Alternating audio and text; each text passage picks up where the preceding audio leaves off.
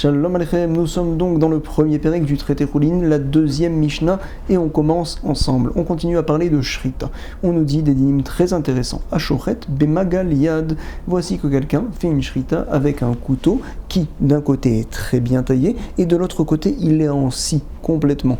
Alors donc, apparemment, il veut faire la Shrita du bon côté, ça devrait être bon. On lui dit, les Khatrila, tu ne fais pas une Shrita comme ça, de peur qu'un jour tu viennes à te tromper de côté de ce couteau-là. C'est pour cela que la Mishnah parle Bedi Eved. Elle nous dit, celui qui fait la Shrita avec cet outil-là qui s'appelle Magaliad, Bedi Eved, la Shrita elle est bonne. Ashochet be Magaliad, deuxième cas. On nous dit Betsour, si jamais tu as fait la Shrita avec un silex, tout simplement. Il était lié au sol au départ, par la suite tu l'as retiré du sol, il était ce qu'on appelle Mechoubar, maintenant il est talouche. Chachamim ont dit que les Khatrila, on ne fait pas la Shrita avec une telle chose. Pourquoi? On apprend des psukim, Vayikar et Amaachelet Avram, lorsqu'il a voulu faire la Shrita entre guillemets de Yitzhak Avinu, alors voici que dans la Torah il est dit Vayikar Amaachelet, et on apprend que toute chose qui est liée au sol, on ne peut pas l'utiliser pour faire la Shrita, tout simplement.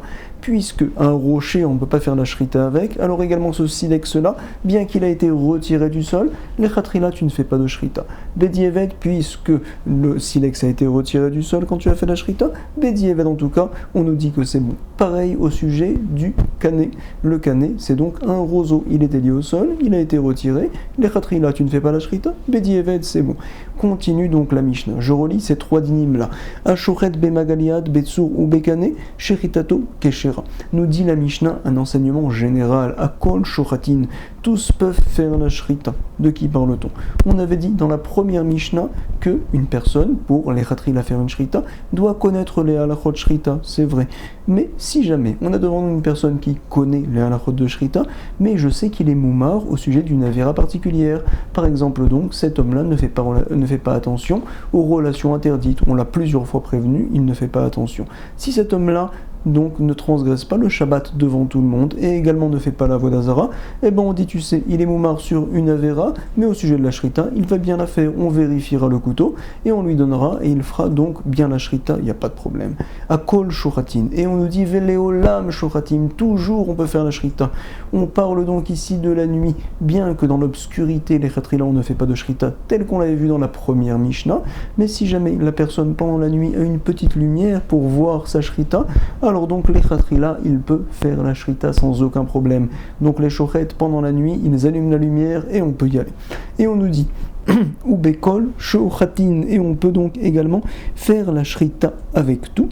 Chutz mimagal katsir, avec tout, c'est quoi? Avec du srouchit par exemple, si jamais j'ai, on va dire, du verre comme ça que j'ai bien taillé, alors donc je peux faire la shrita avec sans aucun problème.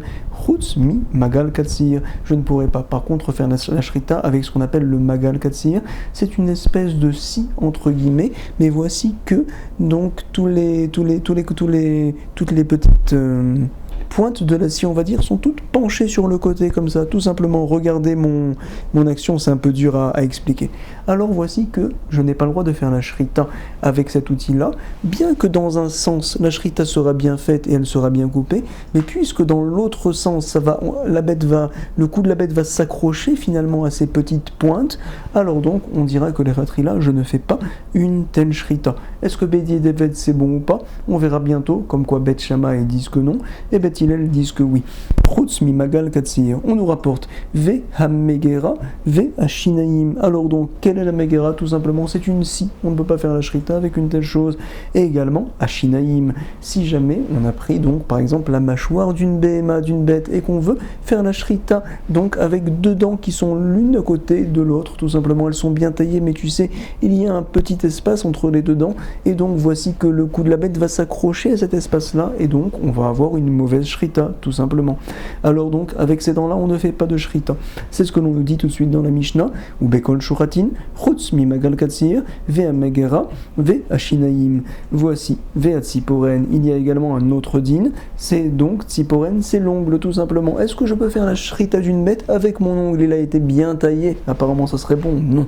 Pourquoi? Parce que l'ongle, il est lié à la personne, et donc c'est considéré comme du mechoubar, finalement. Tout homme, tout être humain, donc toute personne, tout être vivant, est considéré comme quelque chose qui est immobilier, entre guillemets, et donc l'ongle est lié à la personne, on ne peut pas donc faire la shrita à cause de cela.